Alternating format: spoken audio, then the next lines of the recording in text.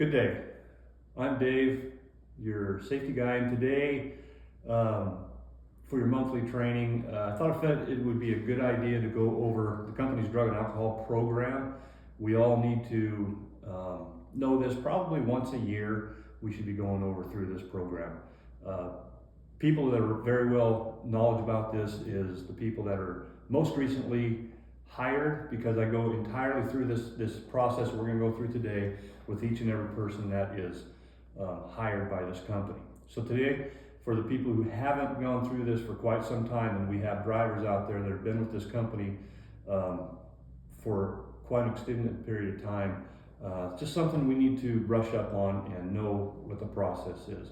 So first of all, I'm going to go through the alcohol drug abuse policy statement for the company.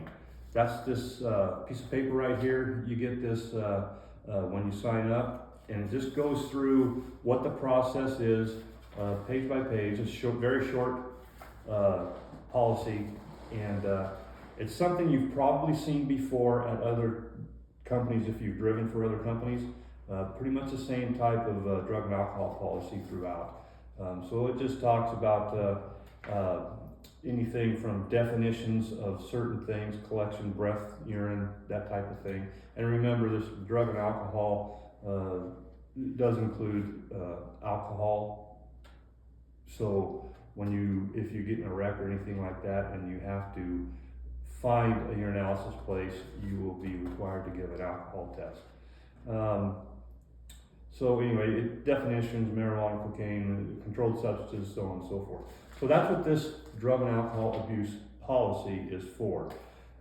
It gives prohibited prescribed medicines, if you are sick or getting healed or whatever the case may be, it will give you parameters on what you can actually take and still operate a vehicle, providing that prescribed product is you are still able to successfully operate a vehicle. In other words, even though it's prescribed and it's legal to take that while you're driving, it may have a different effect on you personally or each individual. So that's what that means. So anyway, it also goes into reasonable suspicion, drug and alcohol prohibition, so on and so forth. The next thing we're going to go over is just simply a driver notification letter, and that's very simple. It just means that I've given you the policy. That's what the driver notification letter is.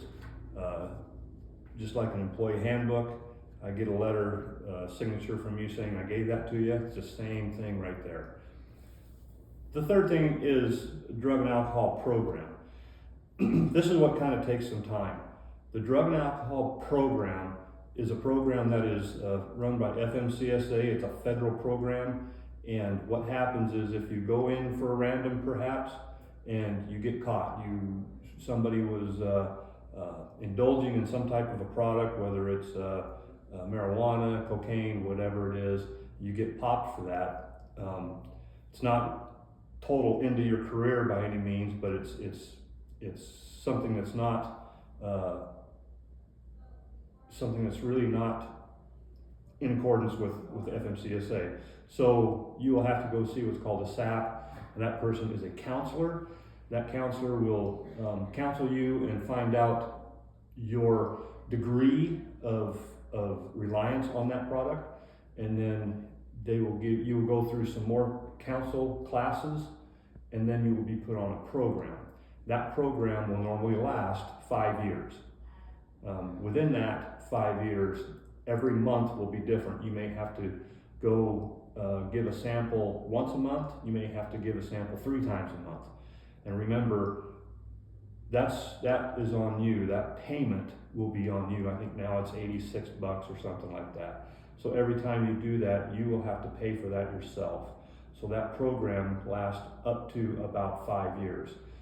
Again, every month, you may have a month you don't give a sample at all. You may have a month you might give 1, 2, 3, and that will stay with you. And that's the big thing I want to get across to you. If you don't like that and quit thinking that you're going to go to another company, that will follow you. They cannot hire you unless you are continually proactive in your drug and alcohol program.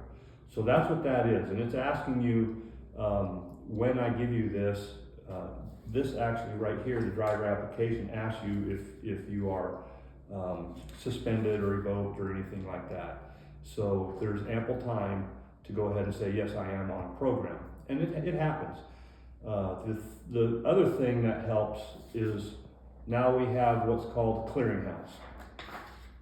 Clearinghouse is a FMCSA drug and alcohol program also, and what it will do is identify if you do have a program or if you are on a program.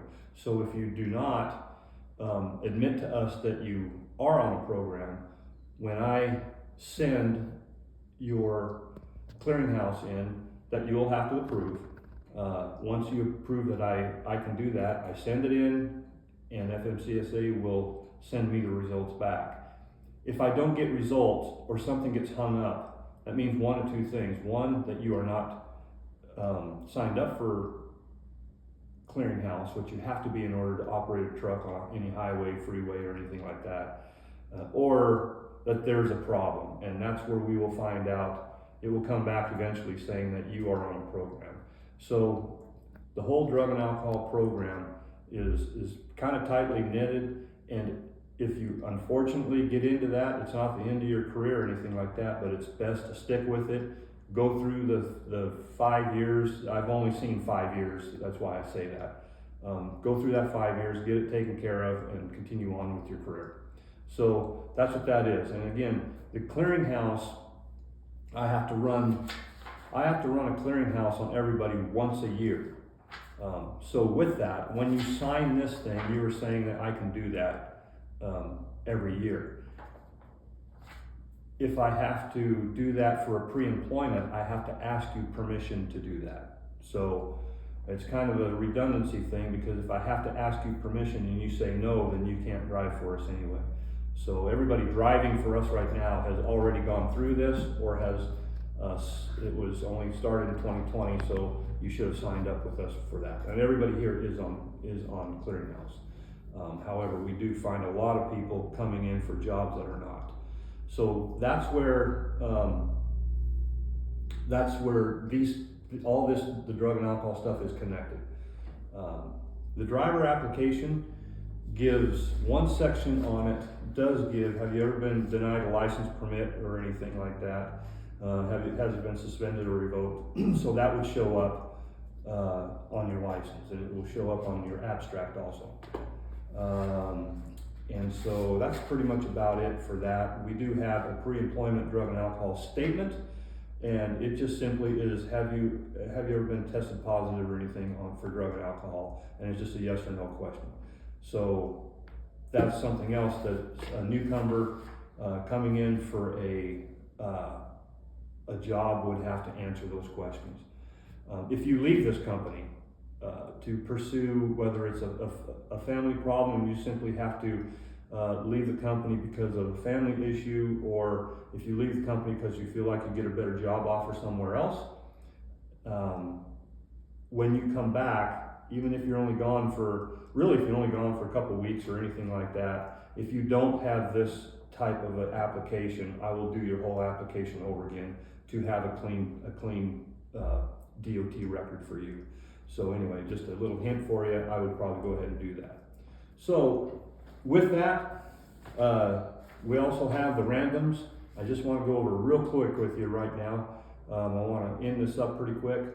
Randoms are done quarterly. There's a percentage of it.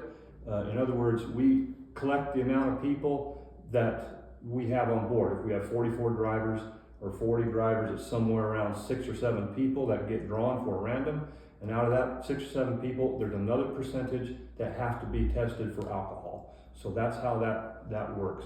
When you go to the clinic, I have to give you a piece of paper that says you are going to this clinic and you will be there at 10 o'clock or 1 o'clock, whatever the case may be. So I will give you that piece of paper. In return, you will have 2 pieces of paper, one for you as a donor and one for me as an employer. So you'll give that back to me, and that's all there is to it.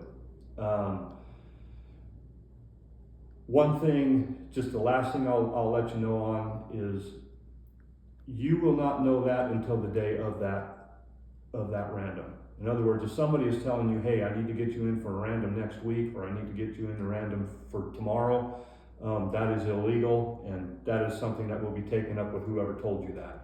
We cannot do that. If we get caught doing that, it's a huge problem. So it's actually not considered a random at that point. A random is I will get that information that day and give it to your dispatcher and say you need to go in for a sample. So that's all I have today. I appreciate everything. I'll probably throw another little video in on this, and if you have any questions, just let me know. And for you guys already driving, you don't have to do the application or nothing like that, but you still fall under all the drug and alcohol program, the program, company program, and also the clearinghouse. So thank you, and have a great day.